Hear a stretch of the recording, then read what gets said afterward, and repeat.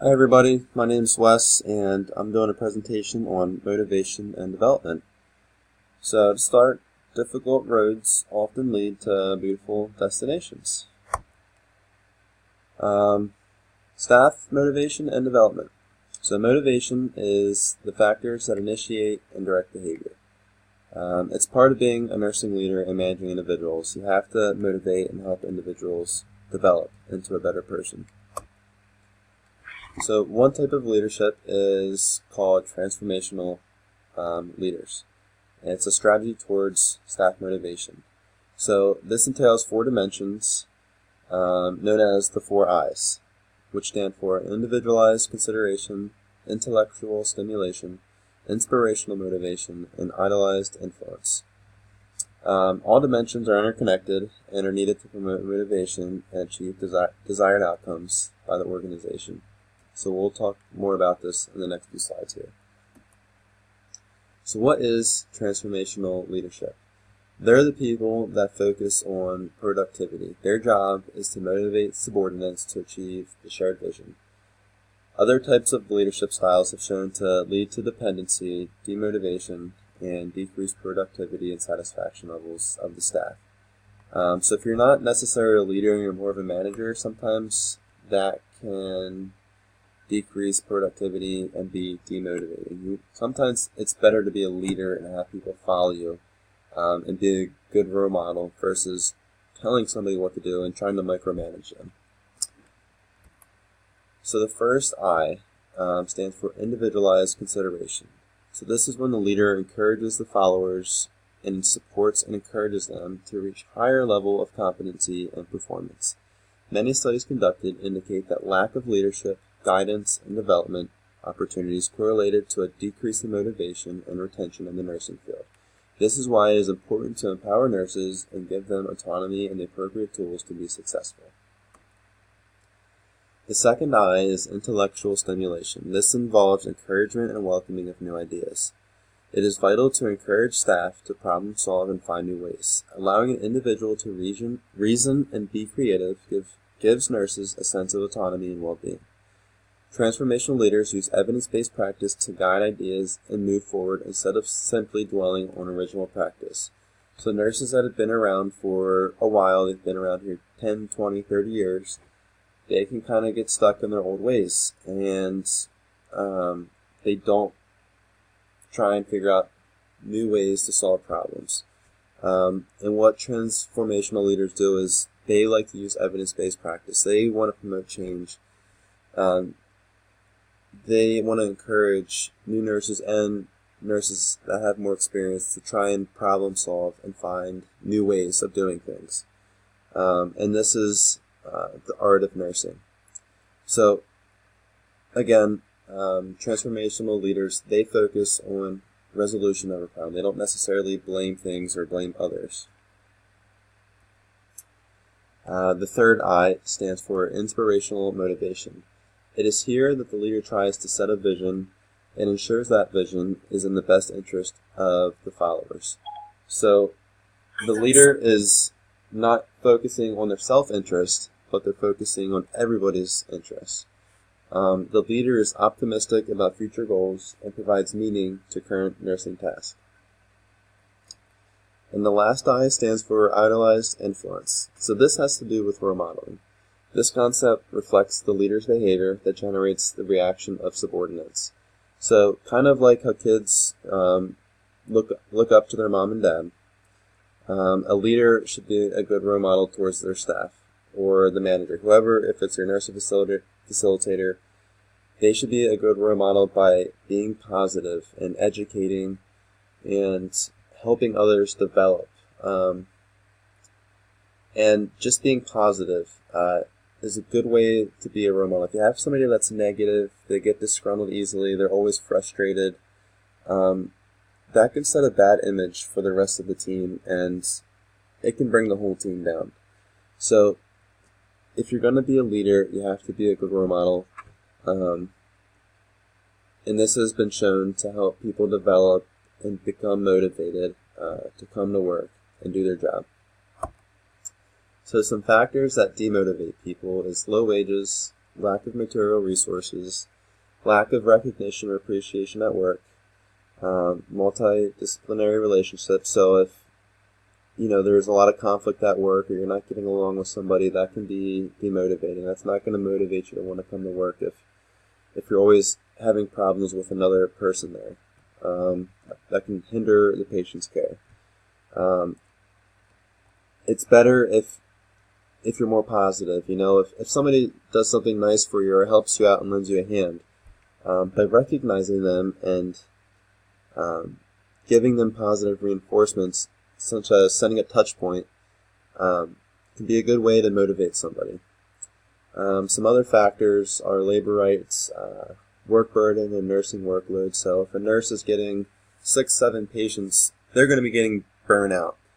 They're not going to be motivated to come to work if they're running in circles all night, just trying to pass meds and get all their documentation done.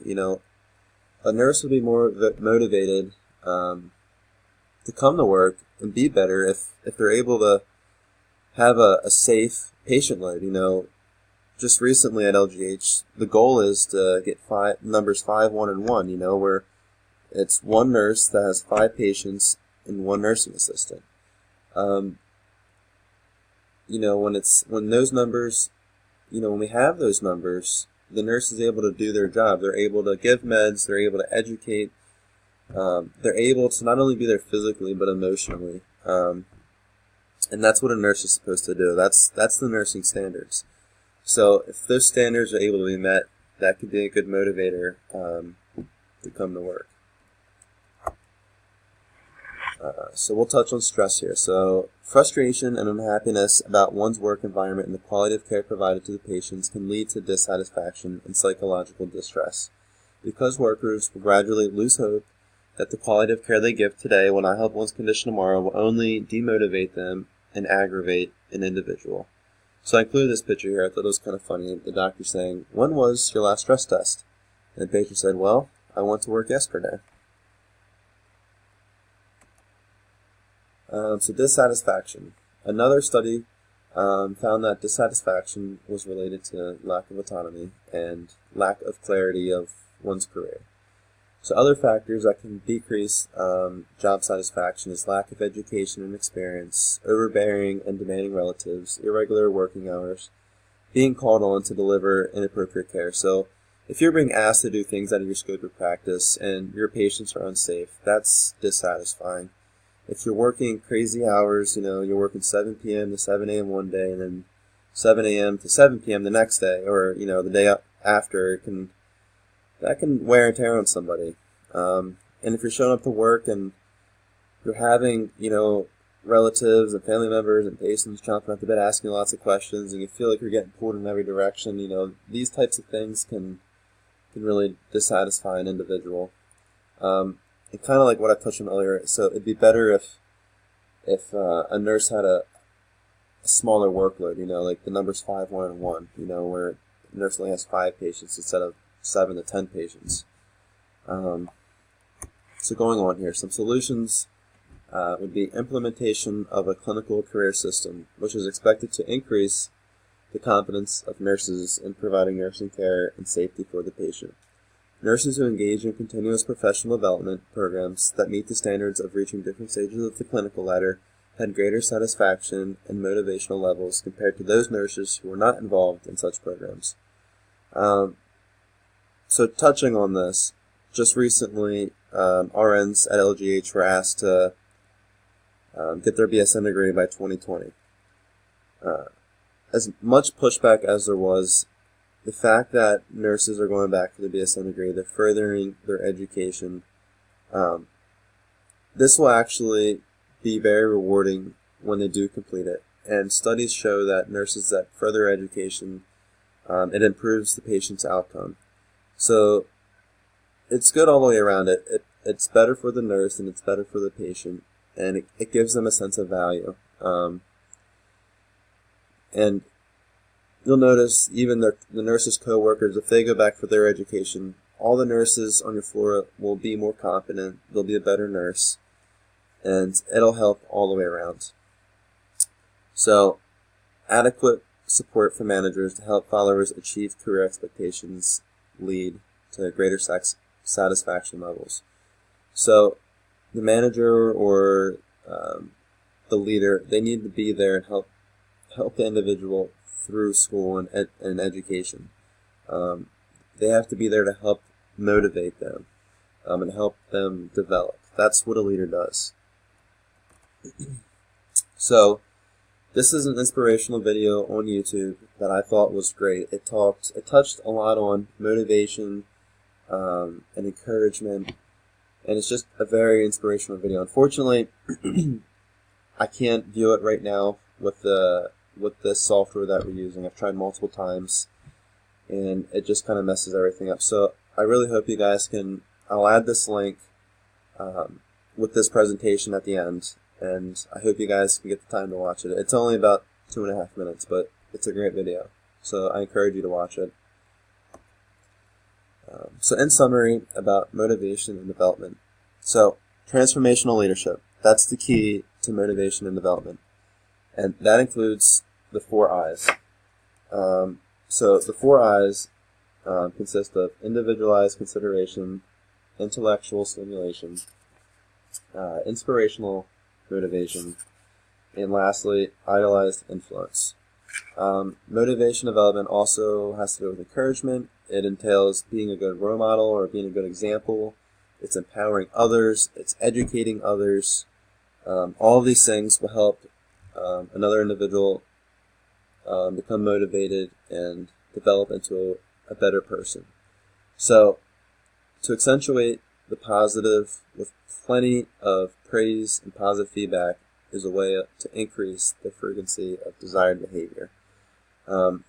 You should get to know the people you work with and help them learn these things so they too can develop into a better leader.